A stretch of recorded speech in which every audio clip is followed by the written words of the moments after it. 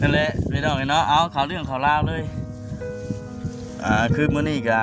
บ่คำมาเลยก็มีอันคำถามจะมาถามทางในตู้เพิ่นอยู่พี่น้องเนาะให้ทางพ่อแม่พี่น้องซี่เพิ่นได้ฟังนํกันอันดินที่ว่าเจ้าอยู่ได้นี่เป็นดินเจ้าเองบ่ตุเป็นดินเจ้าเองแต่ว่าในชื่อในใบตะดินเด้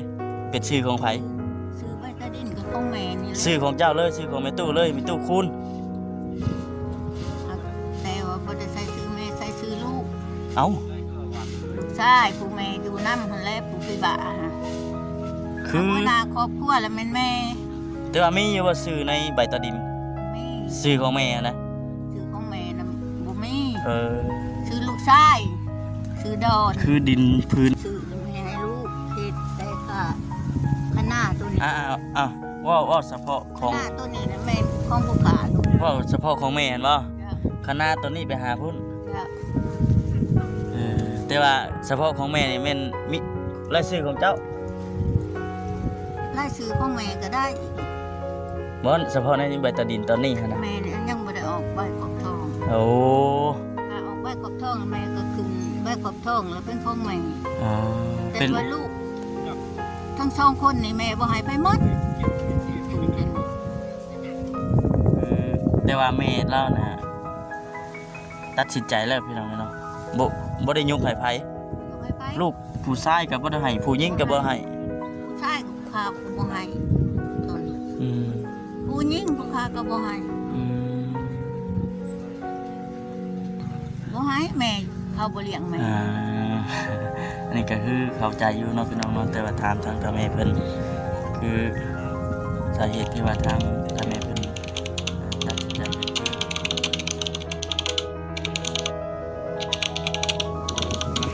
โตกันอยู่ไรอ้อยไร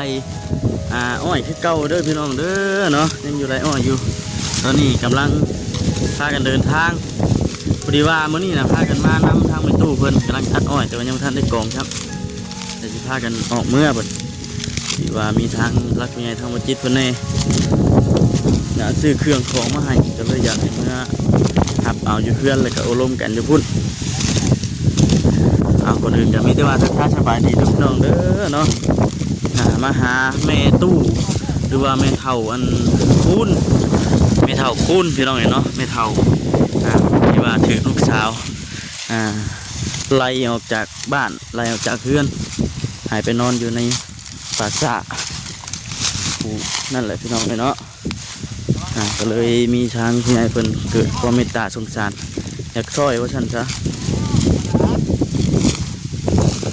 ของไว้นี่พุ่นแล้วเนาะเป็นจังสินับ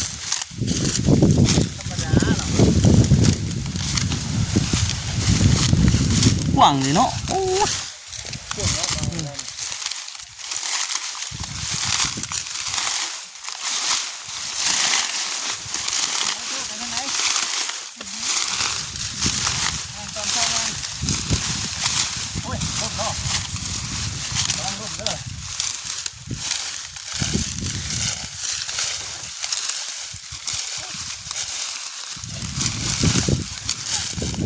ที่จะไกลตึกเลย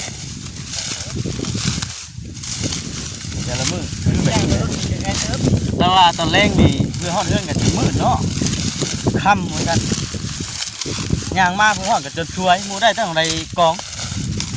ห้างกับฮอดเนาะ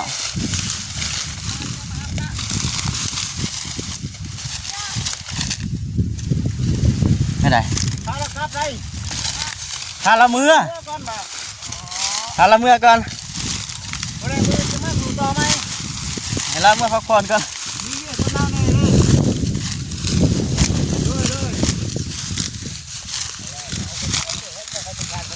เท่าเนาะ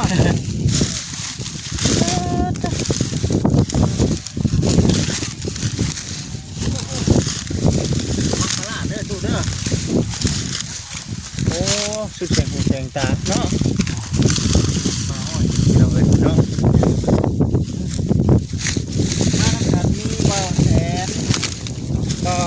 ซาลีเบาต้าเบาเสียงเบาคำเบาคิดเนี่ยมาบุคคล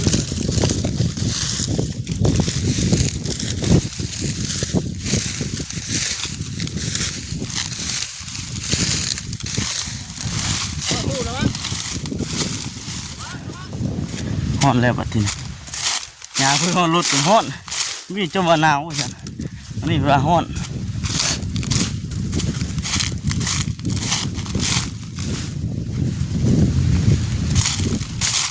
ไกลพี่น้องเห็นเอาบอลเราอยู่กับปู่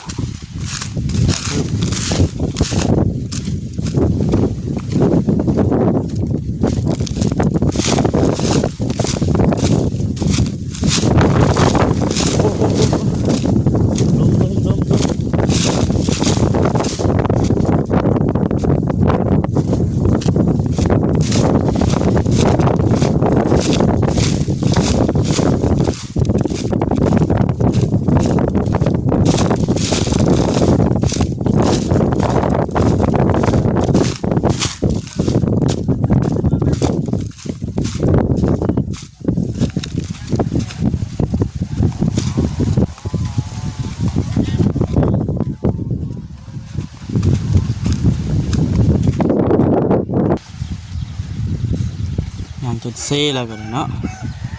อัน ไปมาข้ามไปเปิดประตูให้ ไป นะ ไป ไปทางนั้น หรือแวะเอาจอดมะขามป้อมก็ได้เขาเดียวเห็นมะขามป้อมเลยอยากได้บ้าน แต่มันกระโปง อยู่ไปตู้ขึ้น มาตู้กันนะ ไปยังลูกเชียวอันน้ำหมากนึงดอก จับเอาเด้อ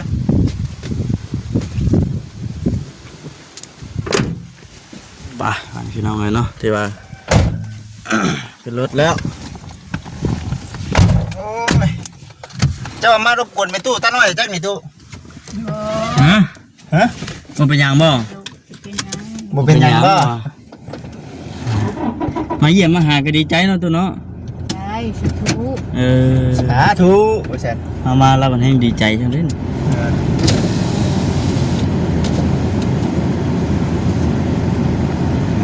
เนาะ ดีใจประตูมาหานี่ ฮะ ดาวบอกคือเมื่อยเฮ้นี่ของคนตาหน่อยเนาะตู้เนาะ เสิ่งกินพลอยดิ คนตัดอ้อยเมื่อยไปใช้พี่น้องเอ้ย ไอ้เราหูบนเราอยู่เลยทำมา บ่หาเงินแล้วอ่ะ ทำมาว่าคือว่าเป็นโตไม่เป็นไทยเนาะดีบ่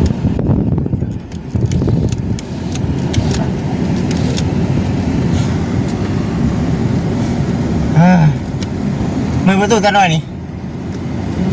เมื่อยเหรอเบิ่งลูก ฮะ นี่แหละ เนาะ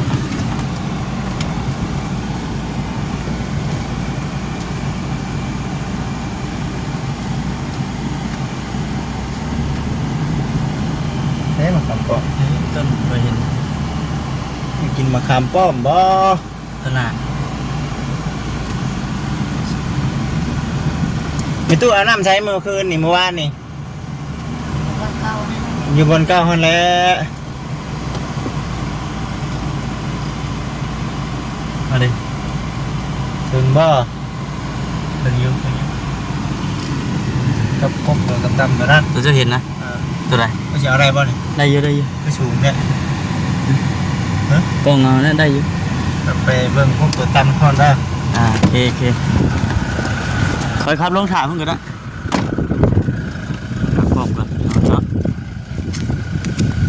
ขามป้อมพี่น้องเอ้ยหายากเลยนี่ไปครับ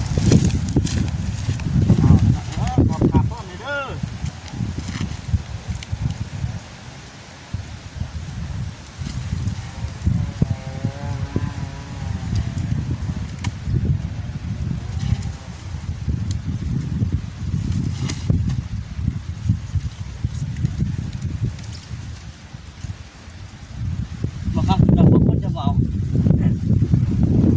มันเลียวมันอยู่เดียวพี่น้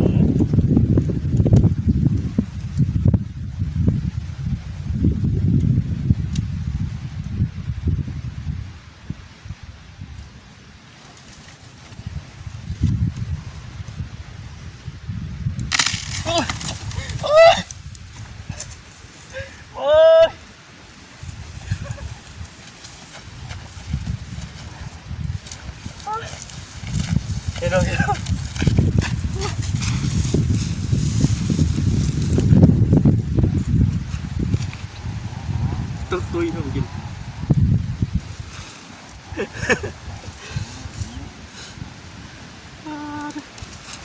ปวดโค้งลูกแดงเนาะ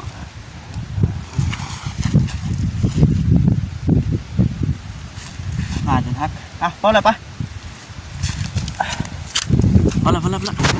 จ้ะหมดนี่จงมาป้าไม่หนีบ่จงมาป้าหนีบ่ มากันนะ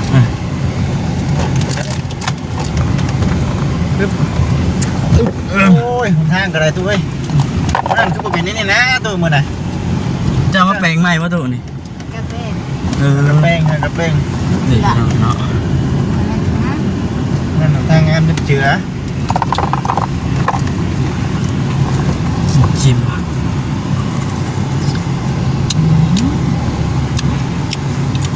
คุยเจียวประเดี๋ยว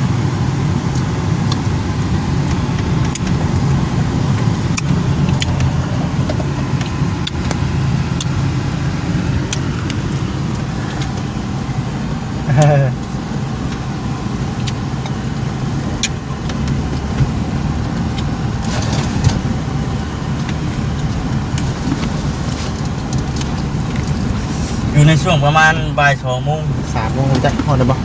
อาจจะ สอนเลย เดือ2 โมงไปเนาะ 2 โมง50 3 โมงแล้ว 3 โมง เราต้องเปิดมาฮอด3 โมง ก็ถือว่าห่างจากบ้าน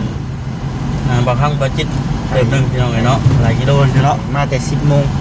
12 1ก็3 ชั่วโมง4 ชั่วโมงนะ3 ชั่วโมงไปนะ4 ชั่วโมง เกือบ4 ชั่วโมงเลย เกือบ4เขาไปกินข้าวกินน้ำน้ำเนี่ยดิ แม่น แต่ไม่ได้กินข้าวกินน้ำก็สิจะจุดๆมากหรอกแต่ว่ามันก็บ่กินบ่ได้ เที่ยงเลยเนาะ เสี่ยง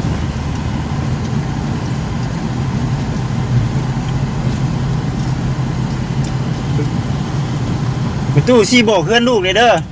เพื่อนลูกสาวกับลูกเคยเจ้าน่ะอยู่บนใดถ้าซี่เบิกได้อตัวเด้อฮะเบิกซ้ายมือ อยู่ใส่มือเนาะ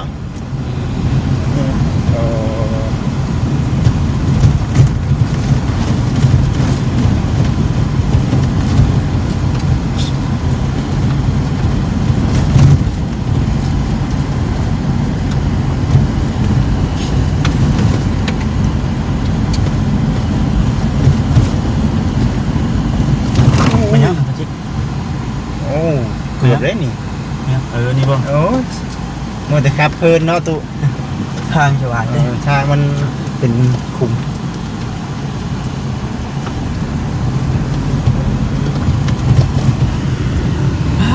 ไกลแล้วนี่เดี๋ยวไม่ได้ไกลปานใดหรอก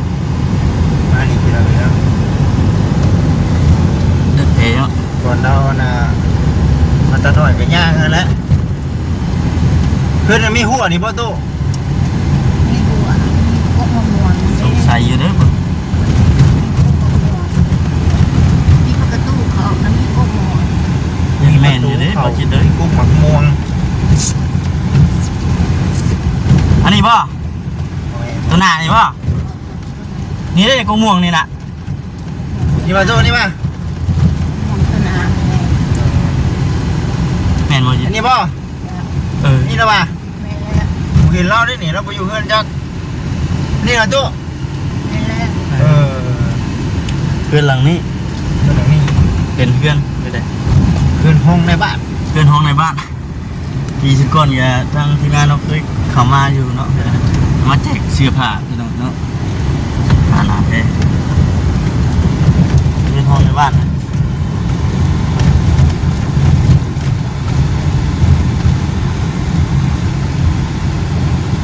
เจ้าแกอ้อย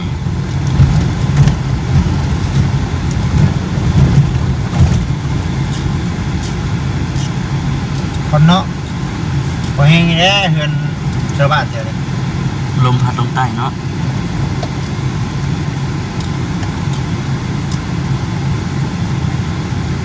นี่ทำได้เอาเลย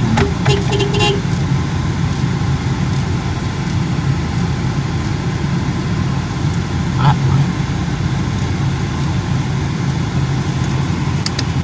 หายเลยวะ ไปเลยไปตู้ละ ไปลงมาบ้านหนึ่งตัวเลย เวลาแล้ว สัมภาระแล้วเอ้ย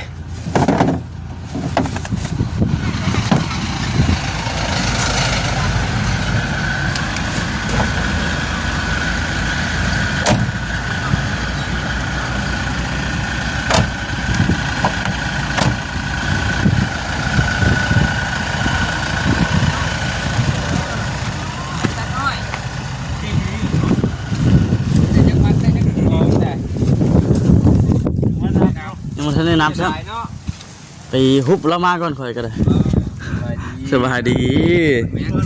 สัมภาระในตู้แล้วสมบัติฮอดแล้วพี่น้องเนาะพี่มานั่งอยู่โฮมพี่ก็ได้ปะเอาเนาะนี่นั่งร่วมกันอยู่โฮมนี่เลยพี่น้องเลย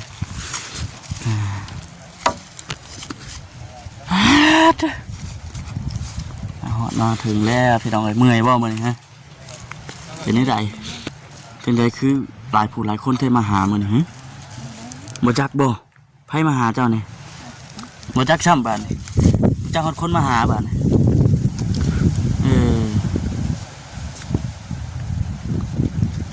เนาะเฮ็ดยังกินแรงมื้อนี้ตุยังบ่ทันรู้เอาได้หยังในซะมื้อนี้ไปตาน้อยมื้อนี้บ่ได้หยังซ้ำบัดตอนแรงได้บัดเฮ็ดจังกินจำปลาแดกถ้วยเก่าเริ่มหนาวแล้วเบิ่งนี่เนาะหยุดตัดอ้อยเลยเด้เห็นว่าตัดอ้อยมันบัดขึ้นค่ายแน่ฮ้อนไปน้ำบัด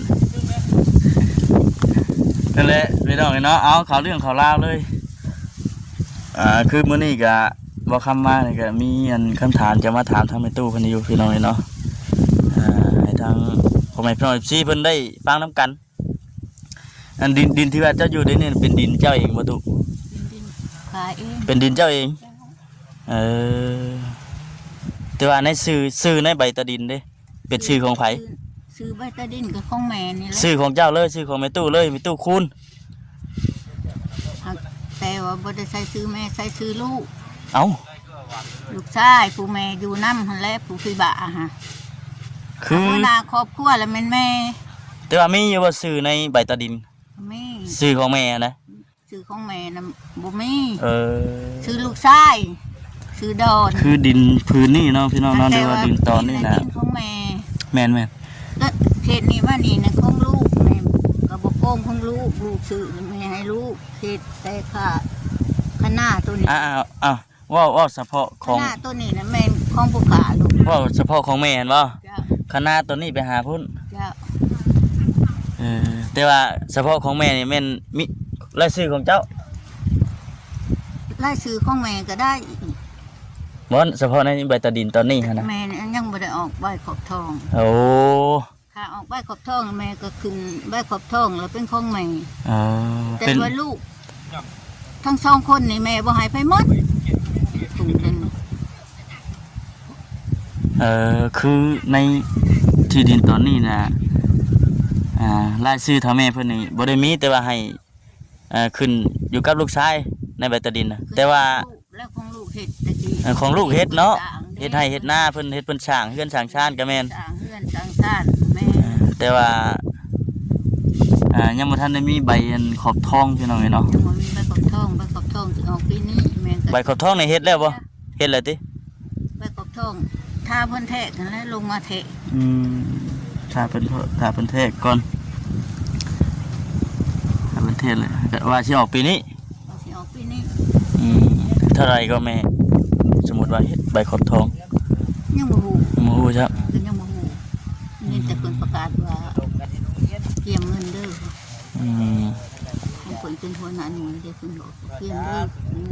ไผอันลูกเคยเห็นบ่ลูกเคยแน่ว่าไปเพิ่นมีดินเตรียมเงินเด้อขอบทองสิออกมาผู้ค้าก็รอทานนี่แหละกะสิแพงบ่เนาะใบนั่นเนาะฮอดบ่ล้านกะว่าเท่าไดแม่2 เฮกตาร์ดินยันบ่ฮอด2 เฮกตาร์เขาคังยับเข้ามานำกะเบิ่งเท่าได ชาวในบ้านเฮาผู้ที่ว่าเคยเสียเพราะหูอยู่บ่ เสียตะเก่านี่นั่นบ่ไล่ไปได้ดอก มาฮอดดอกลานบ่ฮอดบ่ หอนล่าเนาะ อ๋ออันนี้คือถาม อันนี้คือทั้งลูกเขามาถามก็คืออยากให้ทั้งพ่อแม่พี่น้อง FC เพิ่นฮู้เพิ่นเข้าใจนํกันหั้นนะเพราะว่าอยู่ในที่ดินตอนนี้ก็คือได้ว่าแม่เราน่ะ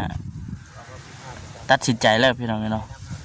บ่ได้ยกให้ไผ บ่ยกให้ไป ลูกผู้ชายก็บ่ได้ให้ผู้หญิงก็บ่ให้ ผู้ชายกับข้าก็บ่ให้ต้น อืม ผู้หญิงผู้ข้าก็บ่ให้ อืม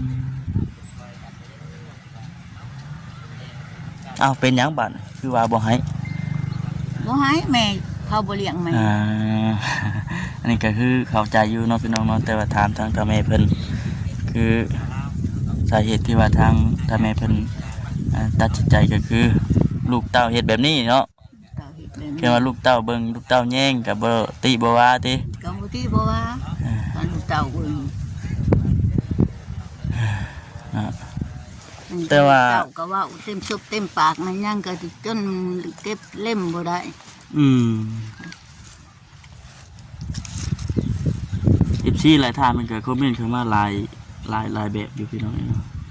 หลายอย่างอยู่เป็นเสียงเดียวกันเลยนั่นแหละบ่สมควรเด้อผู้เป็นลูกเป็นเต้าเฮ็ดใส่กับผู้มีพระคุณบาปกรรมน้ำทันว่าซั่นนะพี่น้องจากที่เฮาได้ทานไทยทั้งชาวบ้านเพิ่นก็เว้าเสียงเดียวกันกับพ่อแม่เพิ่นในก็แม่นนั่นบัดนี้เพิ่นก็ว่าคือกัน ก็จะว่าไม่ได้ก็ตาม ก็คือทั้งพ่อแม่เว้าอันนั้นสมมุติว่าชาวบ้านเพิ่นอยากปลูกอยากสร้างให้พ่อแม่นี่ก็ลูกเต้ามาให้เพิ่นคือเก่าบัด ห้า นะ คันเท่าแก่หักเอาก็ห้า อืม ตั้งแต่ที่ห้าไอ้เพี้ยฉันว่ากูมาปากดิบนี่เดียวก็เลยเนาะอะไรเนี่ย สมมุติว่าพวกลูกๆมาซอยซี่ได้เพิ่นบ่ให้บ่ จักแล้วห้าก็เรื่องของเพิ่น เรื่องของเพิ่นบ่แม่บ่ให้ชน บ่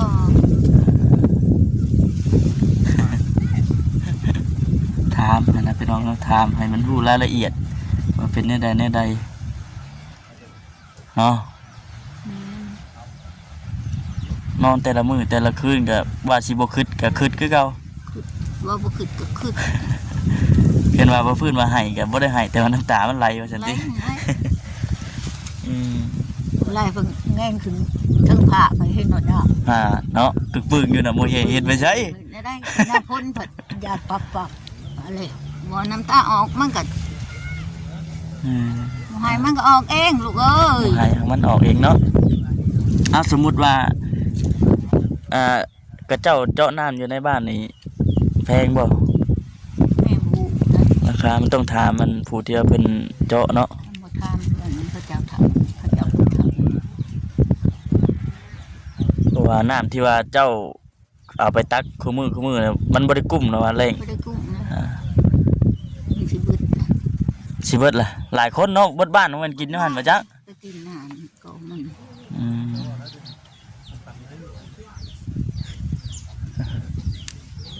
เอาโอเคจะมีแต่ว่า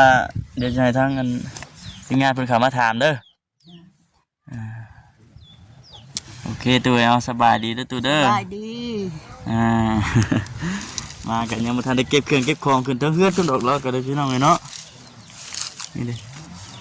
ไปพวกกันคิดหน้าคิดต่อไปพี่น้องเอ้ยเนาะสบายดี